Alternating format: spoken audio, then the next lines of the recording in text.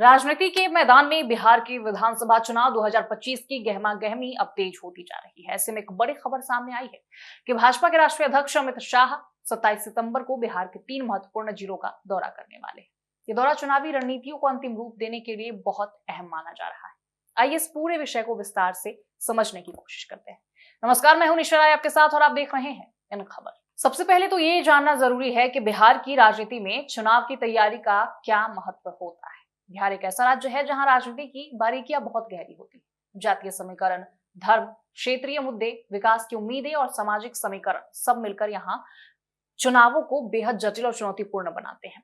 इसलिए राजनीतिक पार्टियों के लिए हर चुनाव एक नई चुनौती होता है और रणनीति भी उतनी ही महत्वपूर्ण हो जाती है।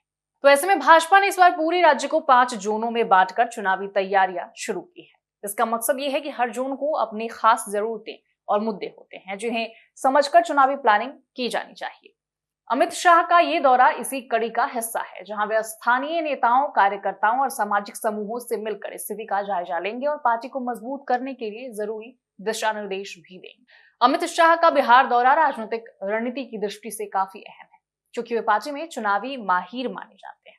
उन्होंने पहले भी कई राज्यों में सफल चुनाव अभियान चलाया है और भाजपा को मजबूत करने में महत्वपूर्ण भूमिका भी निभाई है। बिहार में भी उनकी योजना होगी कि वे जातीय समीकरणों को समझे, नए गठबंधनों पर चर्चा करें और पार्टी के प्रचार को प्रभावी बनाए। तो चुनाव की राजनीति में जाति का बहुत बड़ा रोल होता है। बिहार में यादव, मुसलमान, राजपूत, दलित और अन्य जातीय समूह का जो वोट बैंक है वो अलग अलग होता है। अमित शाह को इन समूहों के बीच संतुलन बनाना होगा ताकि भाजपा को अधिकतम वोट मिल सके। इसके अलावा युवाओं, महिलाओं और पिछड़े वर्ग के लिए भी भाजपा की नीति पर काम करना होगा ताकि हर वर्ग पार्टी से जुड़ा हुआ महसूस करे। आज हम सब में यहाँ से संकल्पित होकर जाना है बिहार को समृद्ध करने के लिए, बिहार को सुरक्षित करने के लिए, पूर्ण विकसित बिहार के माध्यम से पूर्ण विकसित भारत की रचना करने के लिए आने वाले चुनाव में 2/3 बहुमत के साथ फिर से एनडीए की सरकार मोदी जी को नियुक्त करेगी।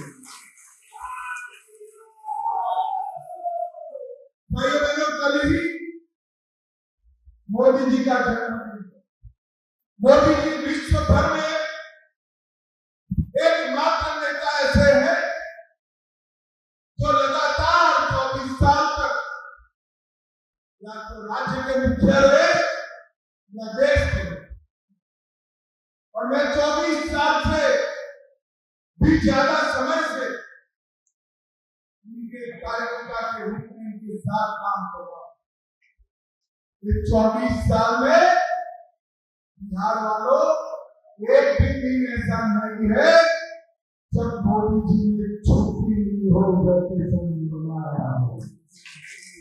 तो भाजपा के लिए ये भी जरूरी है कि वे राज्य में विकास के मुद्दे को प्रमुखता दें। बिहार में पिछड़ेपन को देखते हुए विकास योजनाएं, रोजगार सृजन, शिक्षा और स्वास्थ्य के क्षेत्र में सुधार की मांग बहुत अधिक है।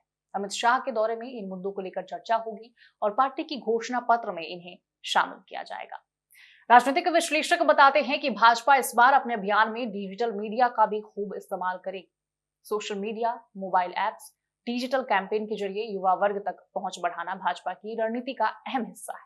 अमित शाह के नेतृत्व में पार्टी कार्यकर्ताओं को डिजिटल प्रचार में प्रशिक्षित किया जा रहा है। इसके अलावा भाजपा को विपक्ष के गठबंधन का भी सामना करना होगा।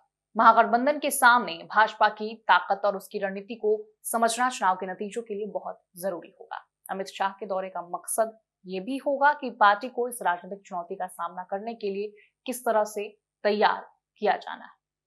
तो अमित शाह की बिहार यात्रा में पार्टी की फील्ड वर्कर और बूथ स्तर के कार्यकर्ताओं की भूमिका भी अहम होगी।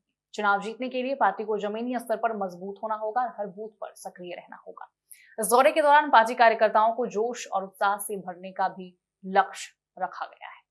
तो आखिरकार अमित शाह का ये दौरा भाजपा के लिए सिर्फ चुनावी रणनीति बनाने का ही नहीं, बल्कि पार्टी को एकजुट करने और ताकतवर बनाने का भी एक महत्वपूर्ण कदम है। बिहार के राजनीतिक वातावरण को समझते हुए ये दौरा पार्टी की चुनावी सफलता के लिए आधारशिला साबित हो सकती है। तो राजनीति की इस जंग में हर कदम महत्वपूर्ण माना जा रहा है और अमित शाह की यात्रा भाजपा की चुनावी तैयारियों को नई दिशा देगी। अब देखने वाली बात यह होगी कि पार्टी अपने चुनावी एजेंडे को किस तरह जनता के सामने पेश करती है और क्या यह रणनीति उसे विधानसभा चुनाव में सफलता दिला पाती है। आपके विचार कमेंट में जरूर रखिएगा। फिलहाल मुझे दीजिए इजाजत। नमस्कार।